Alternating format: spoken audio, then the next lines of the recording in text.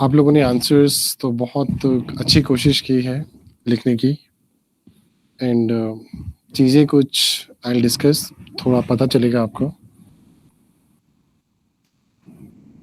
Right.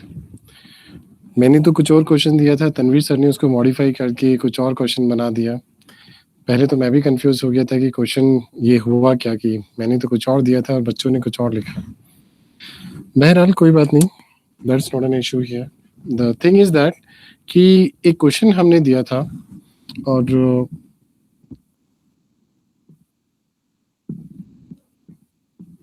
No, थोड़ा सा question का कॉन्टेक्स्ट समझ लेते हैं।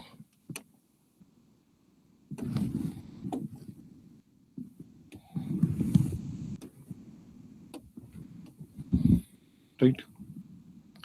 Actually, question was talking about there are many quantitative tools.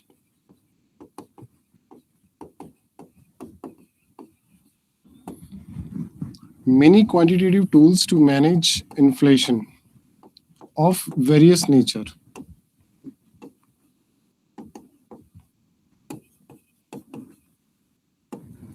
हमारे पास इन्फ्लेशन को कंट्रोल करने के लिए we have different types of inflation in the country. कोई ऐसा होता है कि बहुत ही ज्यादा रिस्की होता है, कुछ इन्फ्लेशनरी प्रेशर्स होते हैं, अलग अलग तरह के इन्फ्लेशंस होते हैं, right. So we have different situations of inflations, different situations. उन सिचुएशंस को उन डिफरेंट सिचुएशंस को टैकल करने के लिए हमने डिफरेंट क्वांटिटेटिव टूल्स डेवलप किए। CRR, RRR, repo rate, OMO, SLR, ये कुछ क्वांटिटेटिव टूल्स हैं जो डिफरेंट कंडीशंस के लिए बनाए गए हैं कि अगर ये कंडीशन होगी तो हम इस वाले टूल को यूज करेंगे। सो क्वेश्चन का जो कॉन्टेक्स्ट है, जो व्यू है, मुझे लगता है कि बहुत ही कम लोगों को समझ में आया।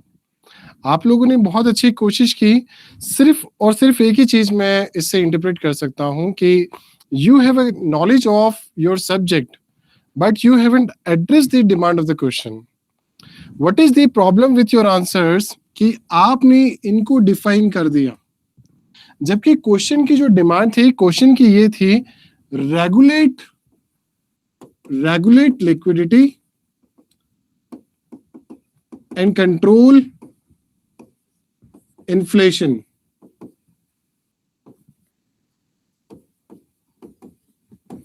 अब आपने दो चीजों पे ध्यान नहीं दिया, दो वर्ड्स पे ध्यान नहीं दिया। The first word is regulate and the second word is control. आप इन्फ्लेशन को डायरेक्टली टैकल नहीं कर सकते, it is not under your control. That is why you have developed tools to tackle the control, to control the inflation. You actually don't have any such tools which directly or indirectly can be used to tackle the inflation or inflation itself. But what we have done, we have developed these tools to tackle the inflation. So we can regulate these tools, thereby we can control the inflation. The flow is like this कि आप regulate करेंगे and it will control the inflation. In this fashion, your points should be there. This is the context of the questions which is missed by all the copies, majorly all the copies of your answers. ये चीज मैं देखने की, आपके answers में ढूंढने की कोशिश कर रहा था कि वो किसी में भी नहीं मिला, कि आप इस आंसर को इस तरीके से लिखें कि हर inflation, every type of inflation we have developed a particular tool, कि आप उस टूल को पहले कंटेक्चुअलाइज करें कि इस टूल को हम हाई इन्फ्लेशन में यूज करते हैं, कि इस टूल को हम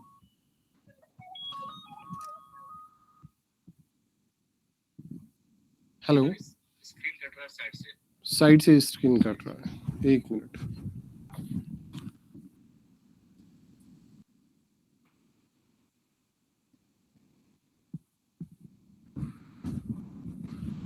I think it's okay now. Okay, thank you.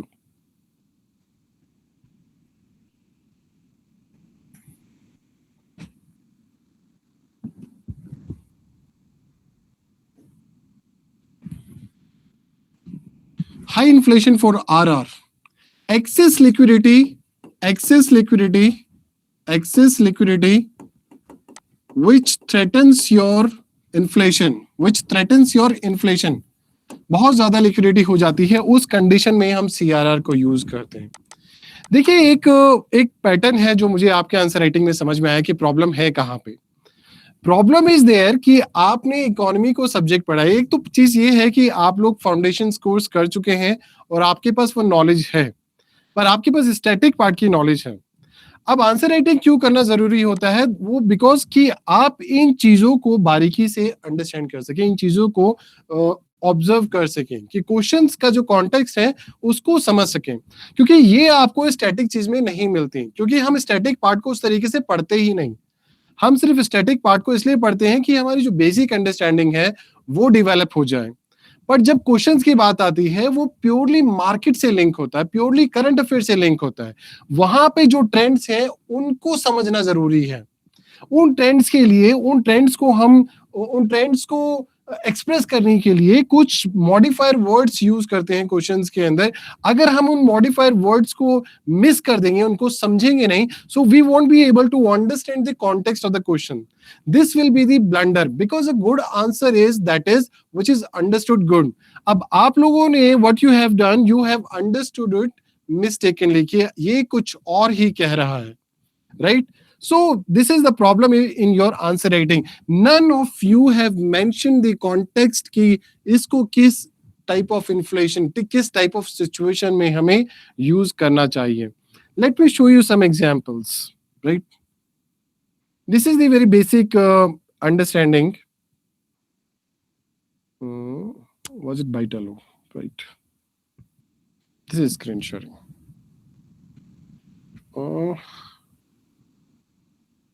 Start screen sharing.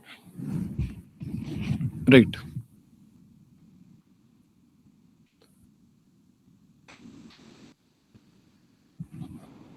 See.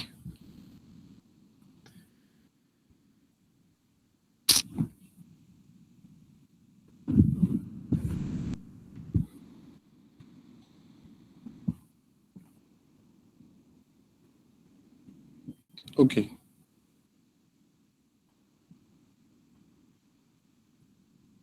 This is the copy of Alina, जो बड़ी परेशान थी कि उनकी कॉपी चेक नहीं हुई, राइट? इन्होंने देखिए पहला पॉइंट लिखा, rate at which RBI lands to commercial banks, it acts as an anchor for the liquidity adjustment facility to control inflation. RBI raises repo rate maintained at this increasing borrowing cost and reducing money supply. अब इन्होंने ये कहीं भी नहीं mention किया है कि किस कॉन्टेक्स्ट में हम इसको यूज करते हैं. अब जब रेपो रेट की बात आती है तो वो कंडीशन होती है हाई इन्फ्लेशन वाली. यहाँ पे ये मेंशन करना बहुत ज्यादा जरूरी है. आप इस क्वेश्चन को दोबारा से रीड करें, that you will be understanding it. First thing is that you must understand what the demand of the question, what is the view of the question. अगर आप क्वेश्चन के व्यू को नहीं पकड़ेंगे तो आप इसको क्वेश्चन को गलत ही समझेंगे और एक गलत ही आंसर लिखेंगे, राइट? सबसे पहले है write a brief note on monetary policy, ये पहला पार्ट है. Second is explain the key quantitative instruments employed by the RBI to regulate liquidity and control inflation in the Indian economy. ये दोनों चीजें आपके हर पॉइंट में रिफ्लेक्ट होनी चाहिए कि अगर हम लिक्विडिटी को कंट्रोल करते हैं थ्रू मॉनेटरी पॉलिसी, तो हमने जो टूल्स बनाए हैं वो किस किस कंडीशन के लिए है और वो किस तरह के इन्फ्लेशन को कंट्रोल करती हैं. अब हमारे पास बहुत तरह के इन्फ्लेशन होता है, demand side inflation, supply side inflation, तो ये सारी चीजें हमने पढ़ी हैं, बट कभी इसका एनालिसिस नहीं किया क्योंकि हम आंसर राइटिंग प्रैक्टिस नहीं करते हैं. Answer writing provides you an opportunity to analyze your subject, analyze the concepts or the current developments around the concept.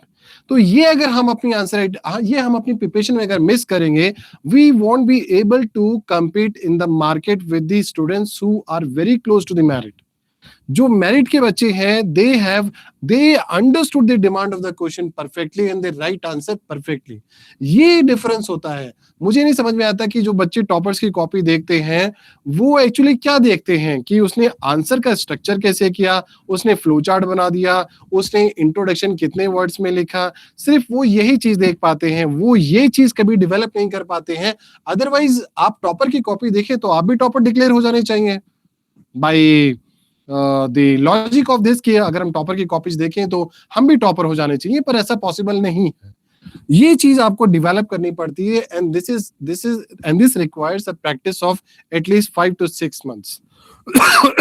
वो इसलिए नहीं कि हमारा प्रोग्राम भी 5 to 6 months है, बट इतना मिनिमम टाइम आपको देना पड़ेगा आंसर राइटिंग के लिए कि आप इन चीजों को इन स्किल्स को डेवलप कर सके अपनी अंडरस्टैंडिंग में. अगर आप क्वेश्चन को अच्छे से नहीं समझेंगे तो आप उसका अच्छा आंसर नहीं लिख सकते.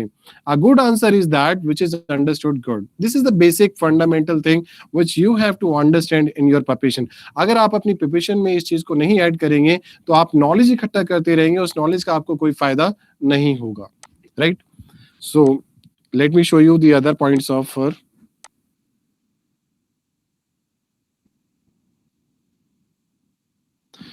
cash reserve ratio.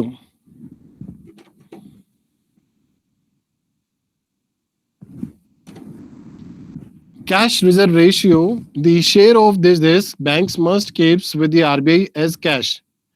इन्होंने सिर्फ इसको डिस्क्राइब किया. raises CRR, sucks out excess liquidity, reducing boost banking liquidity. अब इन्होंने कहीं भी इन्फ्लेशन के किस कॉन्टेक्स्ट में हम कौन से इन्फ्लेशनरी प्रेशर को यहाँ पे कंट्रोल करना चाहते हैं, इस पॉइंट में इन्होंने कहीं भी मेंशन नहीं किया है. इस पॉइंट की इनकी कोई अप्रिशिएबल नहीं है, कोई मार्क्स इनको इस पॉइंट का नहीं मिलेगा, क्योंकि इन्होंने क्वेश्चन के कॉन्टेक्स्ट को इसको एड्रेस नहीं किया है. Right. Similarly for the next point, statutory liquidity ratio mandate for banks to maintain a portion of entity assets like this. High SLR restricts credit expansions, ensuring financial stability. देखिए financial stability पे चली गई, जबकि question में पूछ ही नहीं रहा है वो. फाइनेंशियल स्टेबिलिटी की यहाँ कोई बात ही नहीं है. ये इनके पास एक्चुअली क्या है, एक नॉलेज है जो इन्होंने अपने स्टैटिक पार्ट से डेवलप की है. जो इनके पास था, जो इस क्वेश्चन से रिलेटेड इंफॉर्मेशन इनके दिमाग में चल रही थी, जो है इनके पास, वही इन्होंने क्या किया, वहां पे ऐड कर दिया और वही ये लिख कर चले आई. सो ये एक बहुत ही फंडामेंटल प्रॉब्लम है मेजॉरिटी ऑफ स्टूडेंट्स में. अगर वो मेरिट में नहीं आ पाते हैं, वो इसकी वजह यही है, they go beyond the demand of the question, they go beyond the demand और the context of the question. This is the fundamental problem in the preparation of the majority of the students, कि उनको लगता है कि we are writing very well but they don't write very well. This is how you got to know that what are the problems in your writing, because you write and you get feedback and you get understanding that what exactly the context was and under which context I'm writing, because you're writing in the different context, and the context of the question is very different. So if you have a gap or difference between the context, the demand of the view, or the view that you have developed around the question, so if there is a gap, you won't be able to write a good answer. So you have to understand it, you have to accept this thing if you're preparing for the UPSC.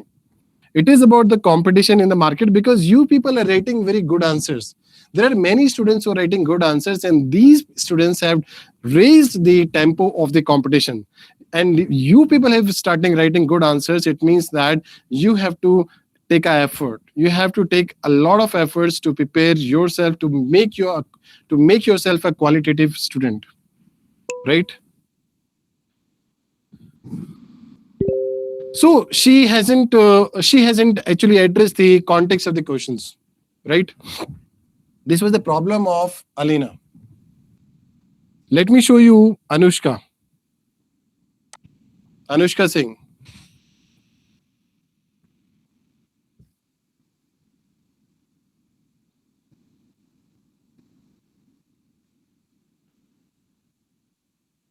Same problem. MSF overnight credit that banks get in access to credit under repo by dipping SLR securities and at penal rate of interest.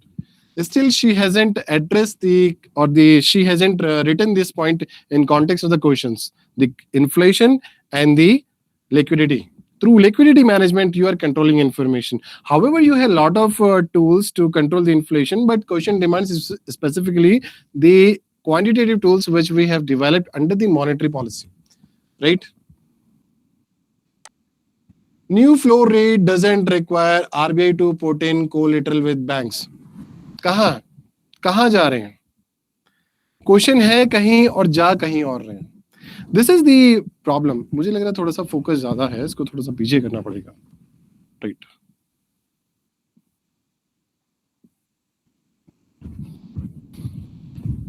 Okay.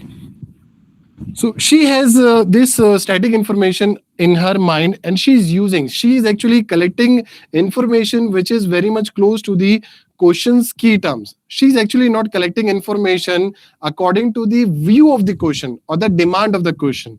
ये information इन्होंने current affair से जहां से भी उठाने की कोशिश की, इन्होंने उठा लिया, पर क्वेश्चन की डिमांड एड्रेस नहीं हुई. मार्क्स इनको बहुत ज्यादा दे दिए गए हैं, जो कि नहीं होना चाहिए था. At max 2.75. ये यहाँ पे मार्क्स इनको गलत मिल गए हैं.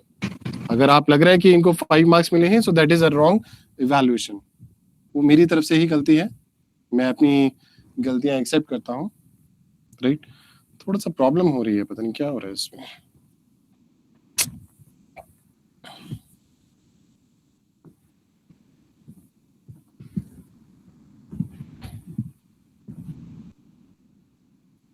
राइट, 5 मार्क्स इनको नहीं मिलने चाहिए, 2.75. सो दिस इज रॉन्ग मार्किंग, आप इसको ना लें, right?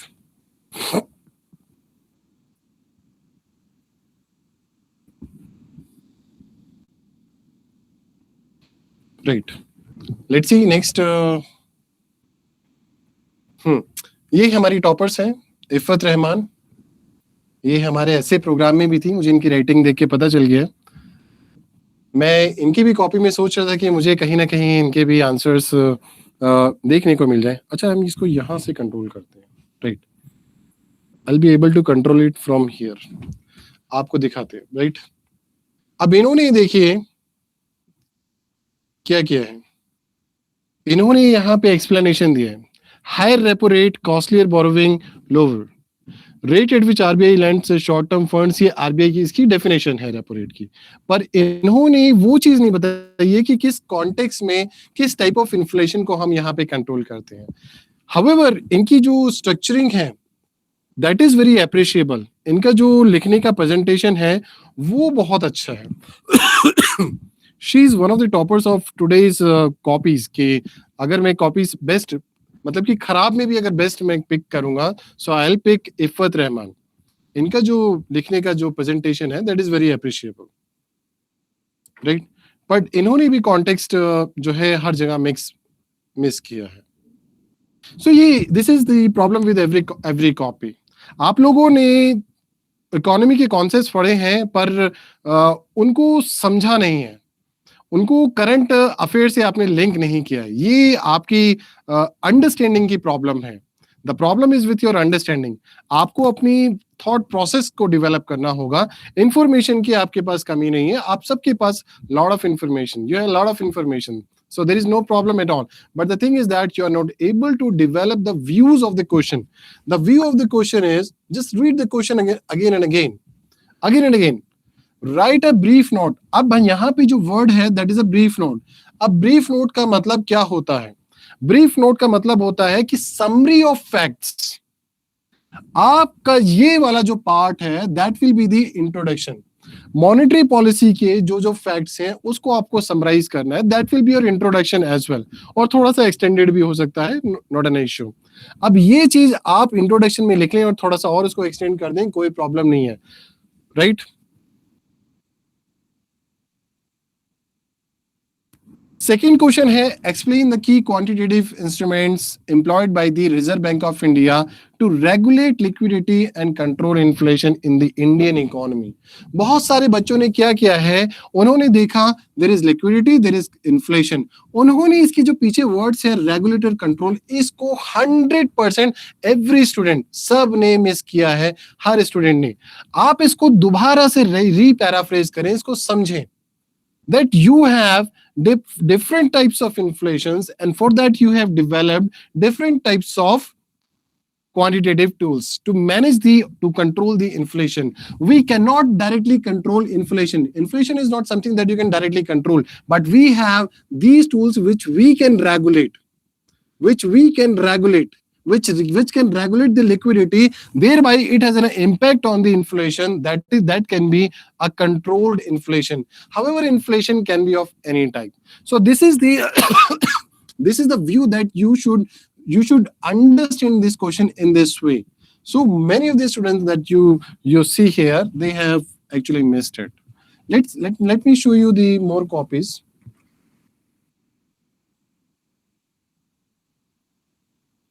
I have written the names of a few, that these copies I will see.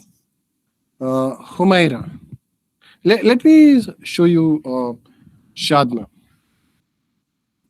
what she has done. See, she has written, the question was 150 words. And only few students, one more thing, only few students will be able to write their answers within the specified time limit. In 3 hours, you have to write 20 questions. So per question, you have almost 6 to 7 minutes of a qualitative question, qualitative answers. You can write a qualitative answer within 7 minutes. Now, what you people are doing, many of the students keep on writing.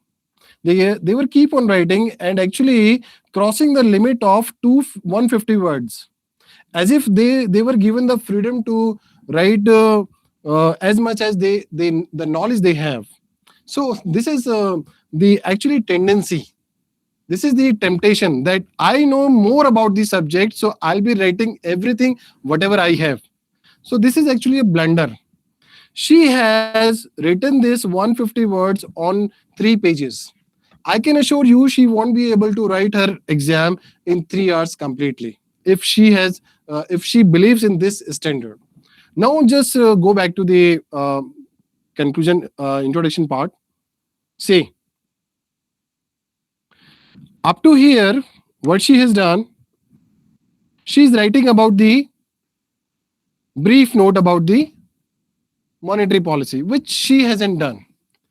The brief note is about summary of facts, raising interest, the financial stability, employment, economic growth. So these are the objectives of the monetary policy under the macroeconomic context. So these things you should write here, right? However, she has done it elaborately. Still she is writing. She has 150 words limits, and she is writing the first part of the questions on almost 1.25. एक page और उसका next page का 25%, 1.25%. तो आपने इतना लिख दिया, right? सो आप इतना लिख देते हैं, सो इट मीन्स कि अभी आपने अपना जो सेकेंड पार्ट है वो स्टार्ट नहीं किया है. First part should be written in a very limited sphere, कि वहां पे सिर्फ आपको समरी लिखनी है. आपको जब तक ब्रीफ नोट का मतलब नहीं पता होगा, आप उसको लिख नहीं पाएंगे उस तरीके से. अगर आपको ये लगता है कि ब्रीफ नोट का मतलब ये होता है कि कुछ भी उसमें डाल दें, तो आप कुछ भी डालने की कोशिश करेंगे, जो आपके पास इंफॉर्मेशन होगी वो डालने की कोशिश करेंगे. अगर आपको ये मतलब पता होगा कि ब्रीफ नोट का मतलब है that only summary of facts, so you what you will do, you will be trying to address on try to write only the facts of the monetary policy, right? So here you have started your second part of the questions. See, rate of interest at which RBI provides long-term loans to without any approved securities, right? So she wrote a point, but it is out of the context. I wanted her to write within India, but she is writing about the USA. So this is the problem that many of the students, not many, but every, right? So she wrote her answer, but no point is actually linked to the demand of the question. This is the major problem of her writing. She has all the information which is required for the writing the good answer, but she didn't understand the context of the question, which she missed, right? CRR, cash reserve ratio, SLR, statutory liquidity ratio, point number 6, point number 7, और इस पे हम marks दे दें. How? That's not possible, right? This is about Shadna, right? Let me open Homera. मैं उन्हीं बच्चों की ज्यादा कॉपी निकाल रहा हूं जो कॉपी की डिमांड कर रहे थे बहुत ज्यादा. एक्चुअली ये तनवीर सर की तरफ से गलती हुई है, उन्होंने मुझे सारी कॉपीज नहीं दी और मुझे बहुत लेट ऐड किया है, राइट? हुमायरा अंजुम अब्दुल अलीम, राइट? देखिए, गोल्स ऑफ मॉनेटरी पॉलिसी.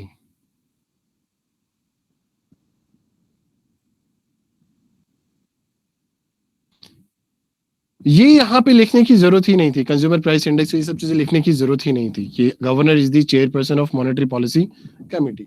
ये चीजें लिखने की जरूरत ही नहीं थी. वो तो बाय डिफॉल्ट वैसे भी होगा, राइट?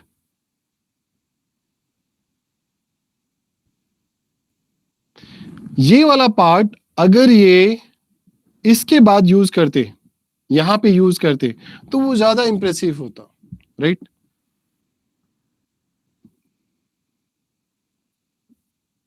वैसे ये अच्छा पार्ट है इनका, बट यहाँ पे थोड़ा सा इलैबोरेट कर दिया क्योंकि इतना टाइम आपके पास होता नहीं है.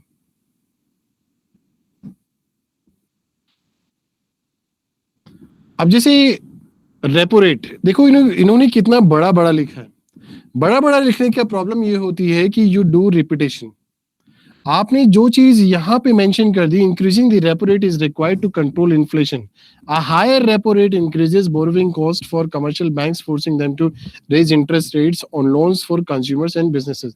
ये दोनों एक ही बात है. इसको बहुत ही ब्रीफली चीजों को इसको बताया जा सकता था कि increasing the repo rate in that particular context where this type of inflation is required to be addressed. अब ये सब चीजें लिखने की जरूरत ही नहीं थी. However, इनकी अंडरस्टैंडिंग बहुत अच्छी है. इन्होंने बहुत अच्छी कोशिश भी की है. Interest rate that RBI pays to commercial banks when they park their excess cash with the आप सब लोग क्या कर रहे हैं, इसकी डेफिनेशन दे रहे हैं. पर अगर इस डेफिनेशन की जगह आप ये बताते कि ये वाला टूल हम इस इन्फ्लेशन को टैकल करने के लिए यूज करते हैं, तो वो ज्यादा अच्छा होता. क्योंकि 150 वर्ड्स है, आपके पास ज्यादा टाइम नहीं है, आप ज्यादा नहीं लिख सकते इसमें. अदरवाइज 250 वर्ड्स के जो क्वेश्चंस हैं वो उनका आंसर आप लिख ही नहीं पाएंगे.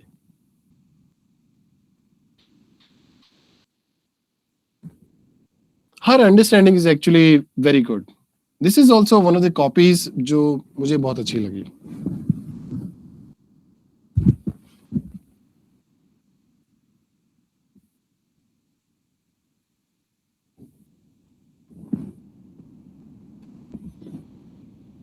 अब ये क्वेश्चन तो कुछ और ही था. ये तो क्वेश्चन हमने दिया ही नहीं था. हाउएवर हम इसको भी डिस्कस करेंगे. मैंने ये भी इवैल्यूएट किया, राइट? इसमें तीन पार्ट्स हैं. What is monetary policy, discuss its instruments and examine its role in ensuring macro economic stability in India. We have 3 parts to the questions 1, 2 and 3. अब इन्होंने क्या किया, इंट्रोडक्शन लिखा, ठीक है, व्हाट इज मॉनेटरी पॉलिसी. इन्होंने objectives लिखे. अब इस ऑब्जेक्टिव्स में आप ये देखिए,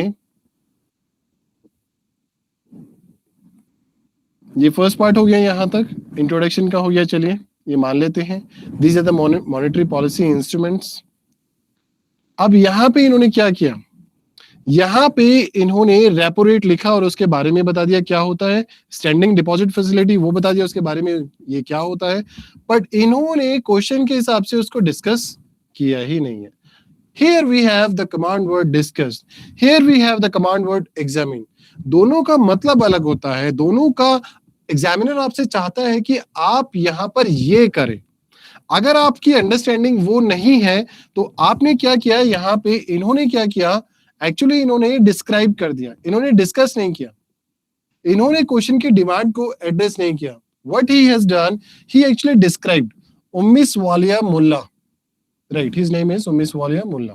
He is actually the information in his mind and he collected all the information related to the questions and just wrote that information. He actually didn't understand the demand of the question.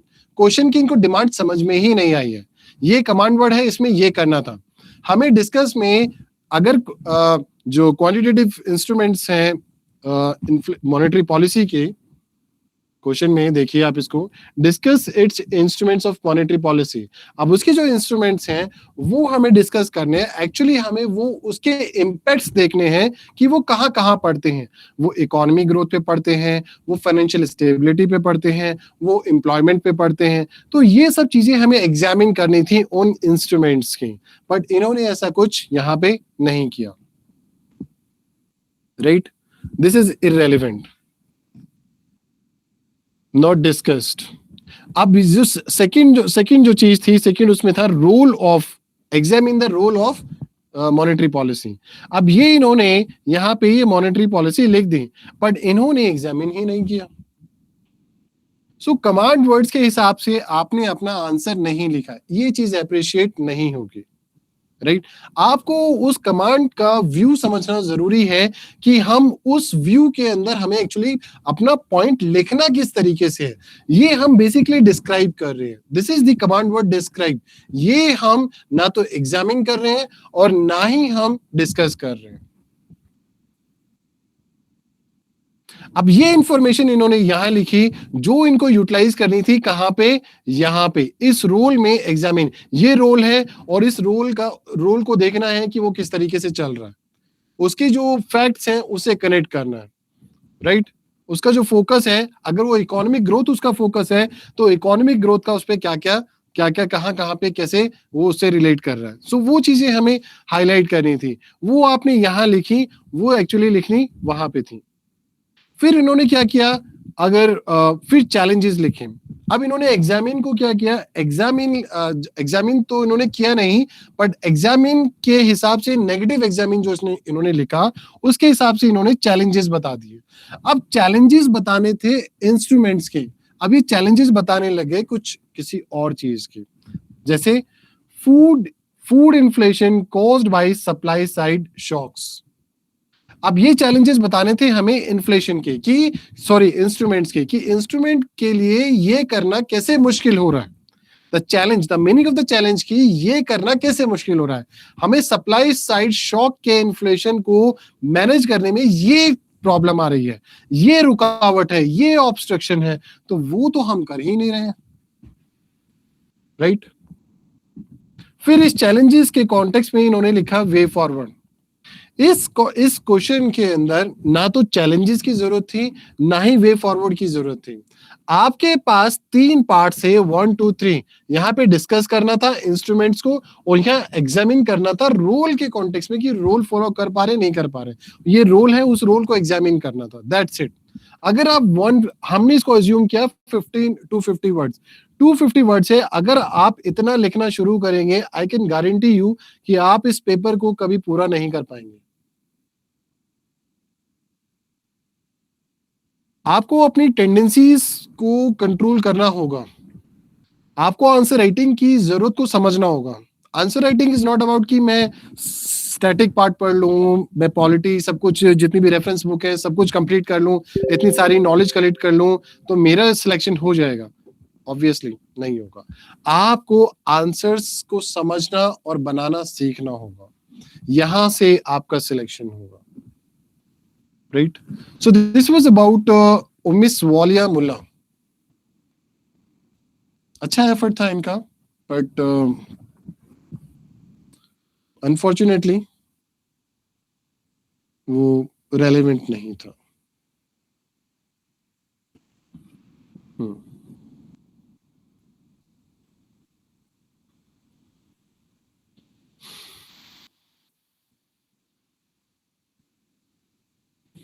और मैंने किसकी copies check किया था.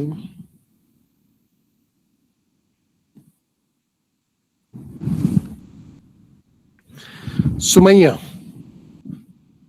Right. इन्होंने भी बड़ी demand की थी अपनी कॉपी की. राइट. देखिए इन्होंने क्या किया. एक तो प्रेजेंटेशन इज वेरी पुअर, बहुत ही खराब प्रेजेंटेशन है. कोई स्ट्रक्चर ही नहीं है, कोई हेडिंग्स नहीं है, कोई पॉइंटर्स नहीं है, अल्फा न्यूमेरिक्स यूज नहीं किए गए हैं. राइट. और दूसरी बात, सबसे इंपॉर्टेंट बात है कि जो कॉन्टेक्स्ट है क्वेश्चन का वो मीट ही नहीं करता है.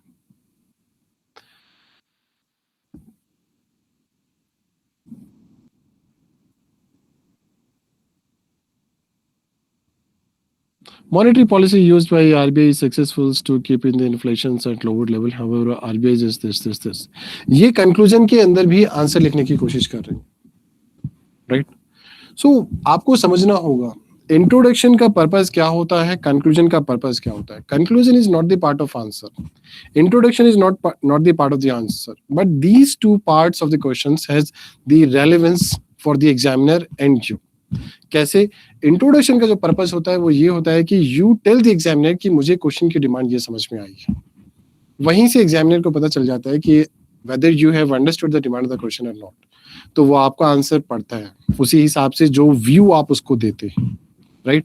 कंक्लूजन का पार्ट ये होता है कि कंक्लूजन टेल्स कि अब मैं अपना आंसर खत्म कर रहा हूं और ये मेरे आंसर की समरी है और इसके आगे हमें क्या करना है. That is something very much about the civil services values, that you should be a visionary, you should be a leader, you should be a role model, that in this situation how to move forward, what future suggestion that you can give. That is the function of the conclusion. अगर ये सब चीजें आपको पता चल जाएं तो आप लिख लोगे. देखिए आप लिख सकते हैं, आपके पास इतनी इंफॉर्मेशन है, आपकी इंग्लिश अच्छी है, आप सबकी प्रॉब्लम ज्यादा नहीं है, ज्यादा बड़ी नहीं है, आप लोगों को सिर्फ प्रैक्टिस चाहिए और आप एक अच्छा आंसर लिखना शुरू कर देंगे. राइट. सो ये मैंने प्रेजेंटेशन के लिए खोला था कि I just wanted to show you that this is not a right presentation that you should follow. Right.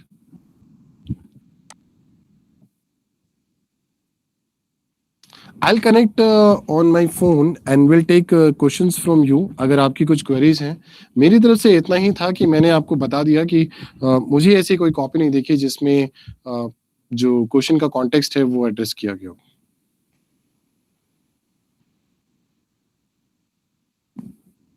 I'll take questions from you.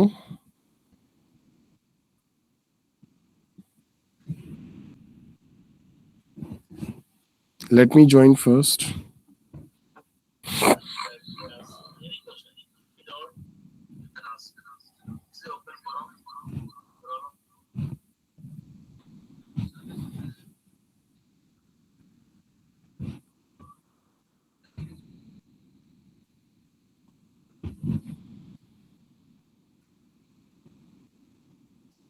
Please write your questions.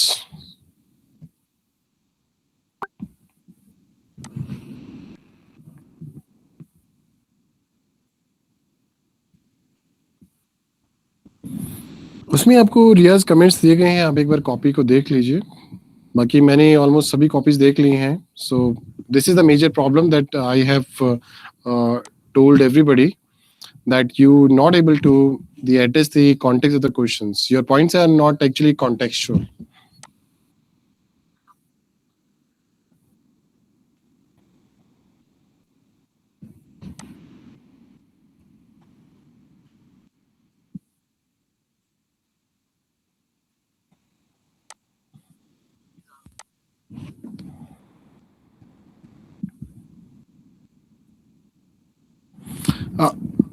Yes, Tabassum, the purpose of this program is basically to develop the answer writing skills. And one of these skills is actually to how to read the question. So this is something very much relevant for you. If you are a beginner and you just want to develop the writing skills, so I think that is a great opportunity for you. Yes, this actually session is about to highlight your problems that you have this problem, and this is not something that I can just tell you in a minute or in an hour. So it is actually a process of 5 to 6 months to develop these things. Because the here we what we will do, we will connect the static part with the current affairs, where the current affairs context will be added into the question, so that you have a contextual understanding of the static topics. Yes, only for English medium students, because we don't have capacities for evaluating Hindi medium copies. Because for that, you have to develop the respective vocabulary of the subjects, and that is not possible. However, we can do it in essays, but not for GS.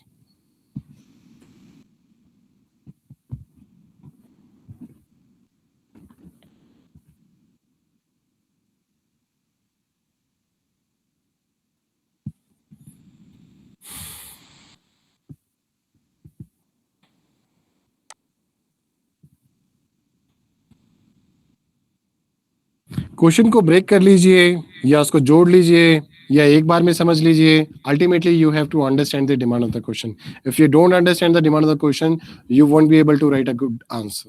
That is the promise.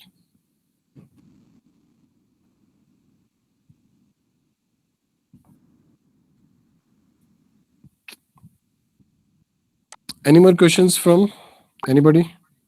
Yes. Introduction should be limited in 15 to 20 words. So how can we briefly explain that? Exactly. This will be you will be able to write an introduction within the 20 to 30 words only when you are able to understand the context of the question. But in this question, it was very specific that write a note about monetary policy. So that will be your introduction itself. Because I think you didn't understand the meaning of the brief note. The brief note means that summary of the facts, so you have to just summarize the facts.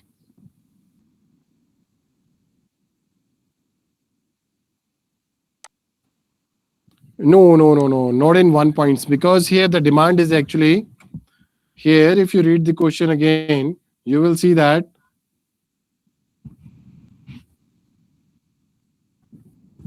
express key quantitative instruments, the demand is plural, not a singular. So you have to write multiple points.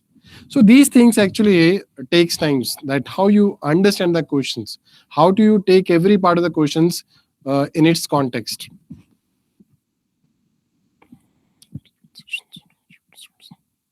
This is the program, Mariam. This is not something that we can take it separately. This is part of the program.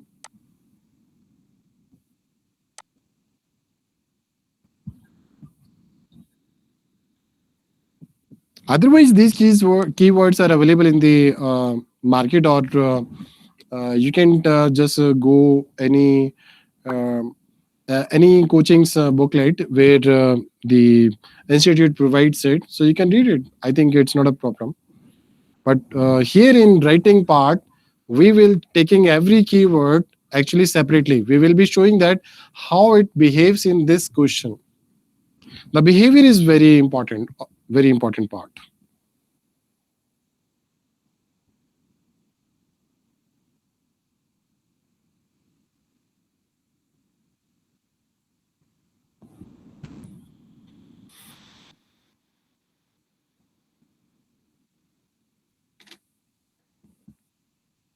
I read in three tools, but written usage of that tool in one tool only. This is philosophical. Cash Ansari.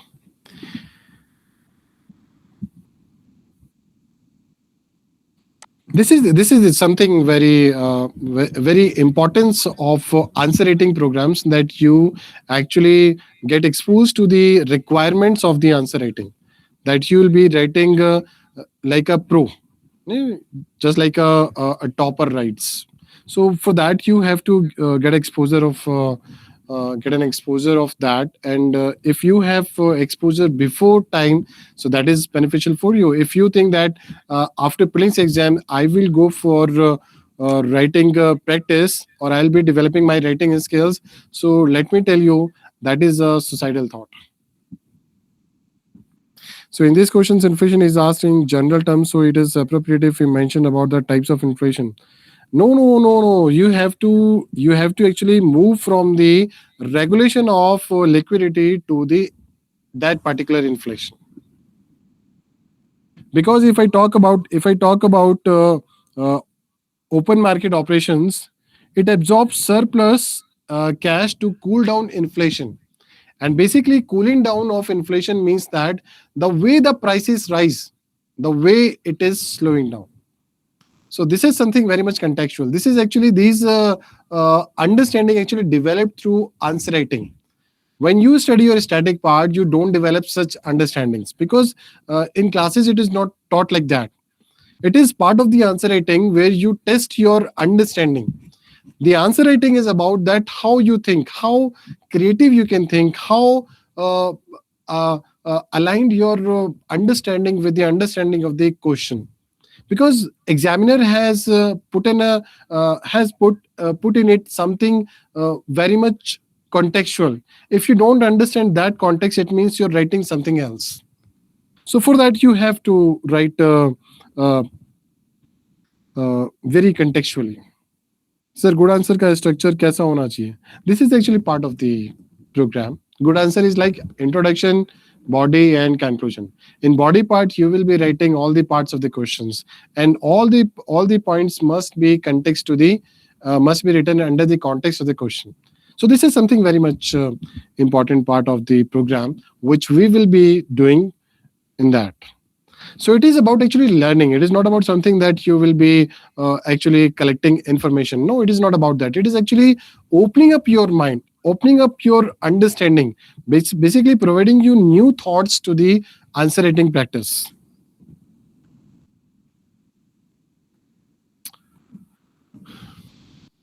Right. So this is all from my side, and if you have any queries, please contact Tanvir sir for that. And thank you all from my side. Let me disconnect from phone.